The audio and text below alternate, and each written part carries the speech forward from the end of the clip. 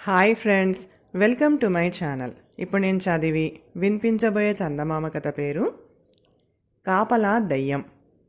సూర్యాస్తమయం అయ్యి చీకటి పడుతున్న సమయంలో పెద్ద ఉరుములు మెరుపులతో వాన ప్రారంభమైంది. అప్పటికి కొన్నాళ్లుగా ఎక్కడైనా ఉద్యోగం దొరుకుతుందేమో అని ఊళ్ళు పట్టుకుని తిరుగుతున్న కిరీటి ఆ సమయంలో ఒక చిన్న గ్రామాన్ని సమీపిస్తున్నాడు. అతడికి దాపుల్లో శిథిలావస్థలో ఉన్న ఇల్లు ఒకటి కనిపించింది. చప్పున పోయి ఆ ఇంటి అరుగు మీద నిలబడ్డాడు. బయట కుండపోతగా వాన కురుస్తుంది. చూస్తూ ఉండగానే బాగా చీకటి పడిపోయింది. వాన తగ్గే సూచనలు లేవు. ఇప్పుడు ఏం చేయటమా అనుకుంటూ కిరీటి ఇంటి ద్వారబంధాలకేసి చూశాడు. తలుపుకు బాగా తుప్పు పట్టిన తాళం వేళ్లాడుతుంది. అంతలో అక్కడికి వానలో తడుస్తూ వచ్చిన ఒక 20 ఏళ్ల అమ్మాయి ఇంటి చూరు కింద నిలబడుతూనే మెరుపు కాంతిలో కిరీటిని చూసి తుళ్ళిపడింది. కిరీటి ఆమెకు పొడిగా ఉన్న తన పైపంచ ఇస్తూ, భయపడకు, ముందు తల తుడుచుకో, నేనేం దొంగను కాదు. అయినా ఇంత చీకటి వర్షంలో ఒంటరిగా ఎక్కడికి బయలుదేరావు అని అడిగాడు. ఆమె కొంచెం తటపటాయించి కిరీటి ముఖం కేసి ఒకసారి పరీక్షగా చూసి, ఈ పక్క గ్రామంలో ఉన్న మా బంధువుకు జబ్బుగా ఉంటే చూసి వస్తున్నాను. బాడుగ బండివాడు ఆఖరి క్షణంలో వాన భయం వల్ల బండి కట్టను అన్నాడు. ఇప్పుడీ వానగాలిలో ఏం చెయ్యాలో తోచడం లేదు. మా ఊరు ఇక్కడికి అరకోసు దూరంలో ఉంది అన్నది. అంతలో పాడుబడ్డ ఇంటి కిటికీలో నుంచి గబ్బిలం కీచుమంటూ ఆమె తల మీదుగా ఎగిరిపోయింది. ఆమె భయంతో కెవ్వుమంది. కిరీటి నవ్వి, వర్షంలో ఒంటరిగా రావటం చూసి చాలా ధైర్యవంతురాలివి అనుకున్నాను అన్నాడు. ఆమె సిగ్గుపడుతూ, నాకు దొంగలన్నా, చీకటన్నా, పాములన్నా భయం లేదు. కానీ దయ్యాలంటే మహా చెడ్డ భయం. పాడుబడ్డ ఇళ్లల్లో దయ్యాలు ఉంటాయి కదా అన్నది. తరువాత ఆమె తన పేరు శిల్ప అని చెప్పింది. కిరీటి ఒక క్షణం ఆగి, చూడు శిల్ప, మనకు ముందు తెలియదు కానీ మన చుట్టూ ఉన్న మనుషుల్లో దయ్యాలను మించిన వాళ్ళు ఉన్నారు. నా సంగతే చూడు, మా నాన్న పోయాక బంధువులమంటూ ఇంట చేరిన వాళ్ళు నన్ను రకరకాలుగా మోసగించి ఉన్న కొద్దిపాటి ఆస్తి కాజేశారు. నేను బ్రతుకు తెరువుకు ఉద్యోగం కోసం వెతుకుతూ తిరుగుతున్నాను. నాకు దయ్యాల కన్నా మనుషులంటేనే భయం అన్నాడు. పోనీ అండి, ఈ రాత్రి వేళ దయ్యాల ఊసు ఎందుకు అన్నది శిల్ప.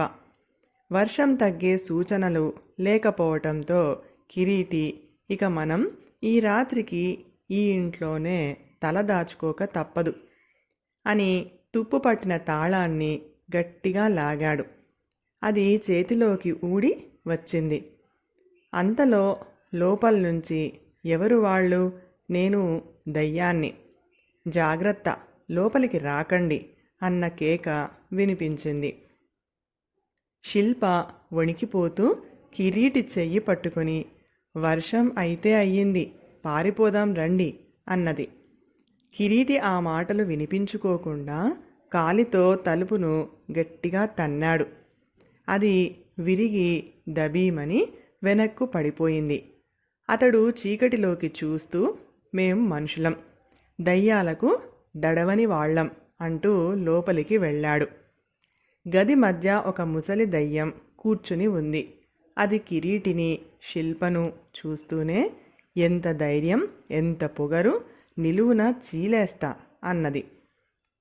అదేదో తర్వాత చేద్దువుగాని, ముందు ఈ సంగతి చెప్పు, ఈ పాడు కొంపన నువ్వు కాపలా కాస్తుంది అని అడిగాడు కిరీటి. ఆ ప్రశ్న వింటూనే ముసలి దయ్యం ఏడుపు ముఖం పెట్టి, ఛీ, ఈ కొంప అంటే నాకు పరమ చీదర, నా పెళ్ళాం పిల్లలు డబ్బు కోసం నన్ను జలగల్లా పట్టుకొని నానా హింస పెట్టేవాళ్ళు. హవ్వ సంపాదించడం ఖర్చు పెట్టడానికా? నేనేం వాళ్ల పప్పులు ఉడకనివ్వలేదు. నేను కాపలా కాస్తున్నది ఇక్కడ దాచిన నిధిని అన్నది. కిరీటి దయ్యం కేసి జాలిగా చూస్తూ, పెళ్ళాం పిల్లలు నువ్వు కూడా అనుభవించక చచ్చి దయ్యానివై ఆ డబ్బుకు కుక్క కాపలా కాస్తున్నావన్నమాట అన్నాడు.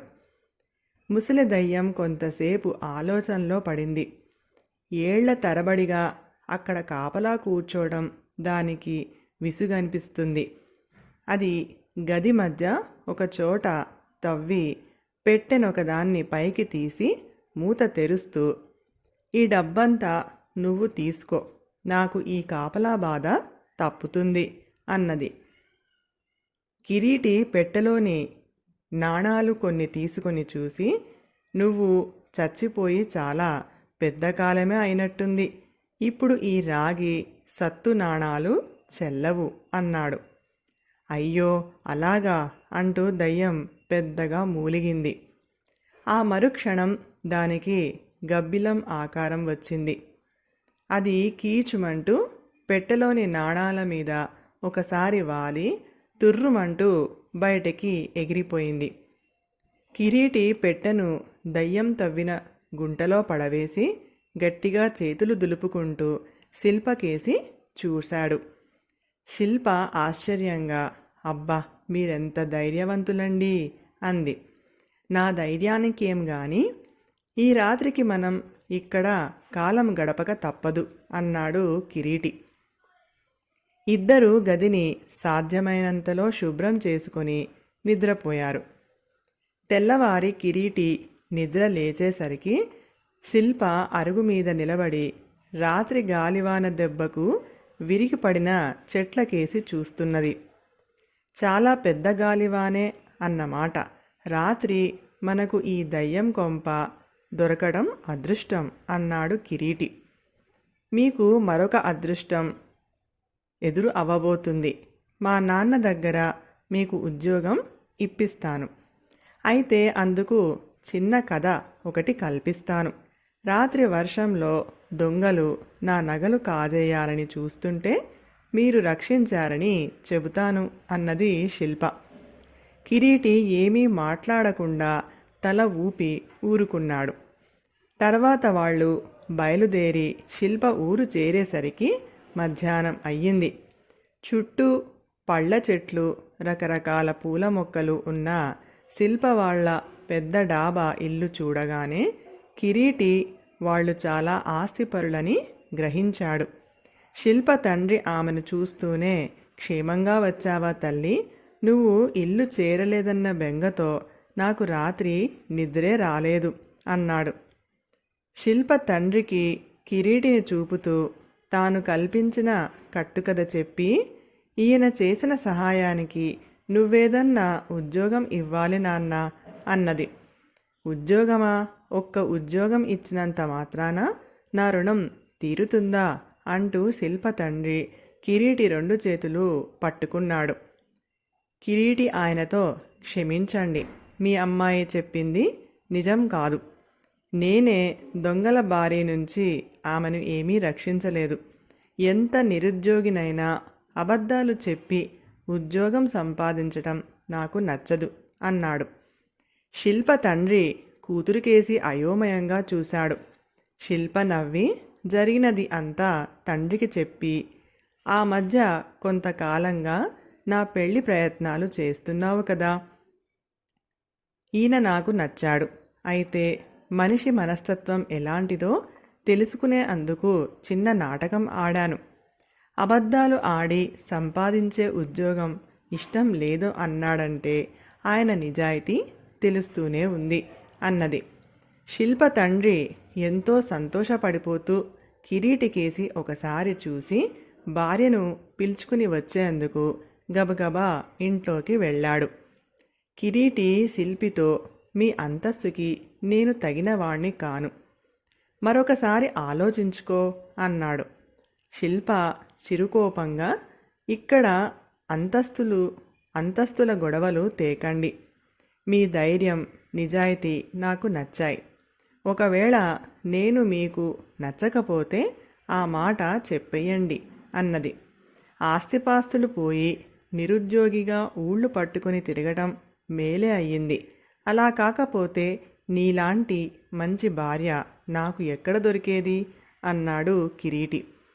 అప్పుడే అక్కడికి వస్తూ కిరీటి మాటలు విన్న శిల్ప తల్లిదండ్రులు పరమానందం చెందారు. కథ సమాప్తం. ఈ కథ కనుక మీకు నచ్చినట్లయితే ప్లీజ్ లైక్ చేయండి, షేర్ చేయండి. మరిన్ని మంచి మంచి కథల కోసం మా ఛానల్ని సబ్స్క్రైబ్ చేసుకోండి. Thank you.